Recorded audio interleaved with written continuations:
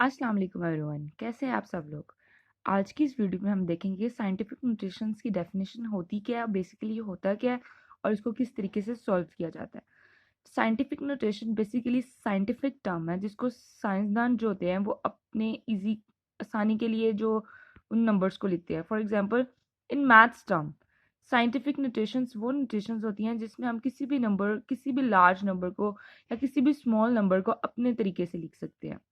यहाँ पे हम क्वेश्चन एक किसी भी क्वेश्चन के थ्रू कर लेते हैं। फॉर एग्जांपल हमारे पास क्वेश्चन है 0.051, ये नंबर है और इस नंबर को हम मज़ीद शॉर्ट कैसे करके लिख सकते हैं।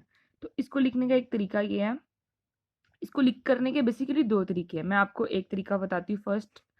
फर्स्ट मेथड ये है कि ये जो पॉइंट है आप इसको हटाकर यहाँ से यहाँ खुद ब खुद लिख लें 5.1 5.1 लिख लें मल्टीप्लाई।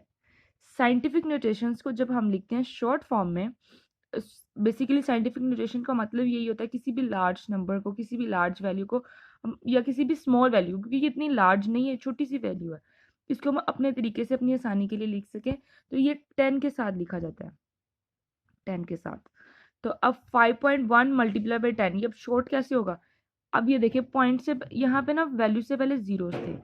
जब वैल्यू से पहले जीरोस होते हैं ना, उन जीरोस को हम नेगेटिव की टर्म में लिखते हैं माइनस। और कितने जीरोस थे, 1 और 2 जीरोस थे। लेकिन अगर ये पॉइंट से पहले अगर हमारे पास कोई वैल्यू होती है तो उसको हम पॉजिटिव नंबर में लिखते हैं।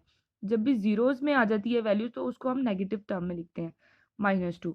ये तो फर्स्ट मेथड था इजीली, अगर किसी को छोटा शॉर्ट फॉर्म जिसको समझ आ जाए वो जल्दी से कर सके।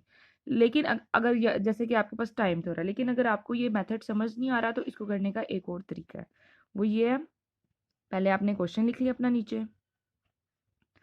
अब ये वाला रूल तो आई एम श्योर आपको पता होगा, जिनको नहीं पता उनको मैं बता देती हूँ। पॉइंट की जगह हम लगाते हैं 1 और 1 के बाद जितनी वैल्यूज होती हैं वो हम लिख देते हैं यहाँ पे 3 वैल्यूज। और उसके बाद फिर हम इसको लिखते हैं यूं, क्योंकि पॉइंट तो खत्म हो गया, 51 हो गया ये। क्योंकि पॉइंट से अगर वैल्यू से पहले जीरो जीरो हो तो वो हम नहीं लगाते हैं। तो ये कुछ इस तरीके से बन जाता है। फिर उसके बाद इसको हम यूं भी लिख सकते हैं 51 10। ये 10 की पावर कितनी होगी, कितने जीरोज हैं, क्योंकि हमने 10 के ऊपर पावर लिखने 3। फिर उसके बाद इसका स्टेप नीचे कर रही हूँ मैं, हमने पॉइंट लगाना है क्योंकि साइंटिफिक नोटेशन में लिखना है। तो यहाँ पे लगाएंगे हम 1 पॉइंट।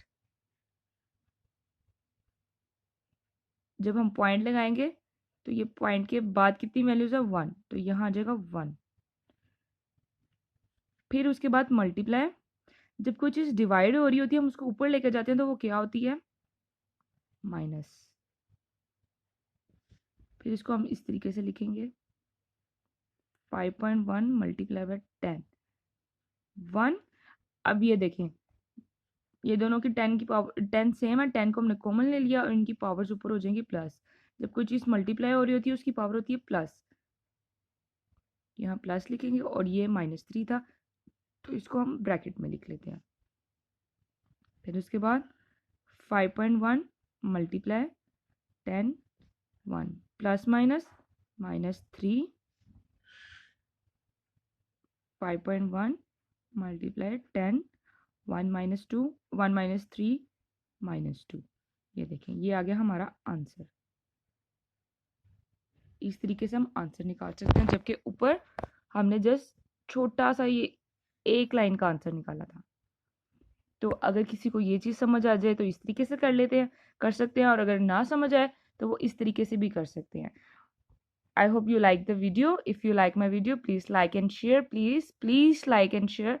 क्योंकि आप लोग सब्सक्राइब नहीं करते, वीडियोस देख लेते हैं, आगे शेयर नहीं करते, तो प्लीज़ सब्सक्राइब भी कर दीजिएगा।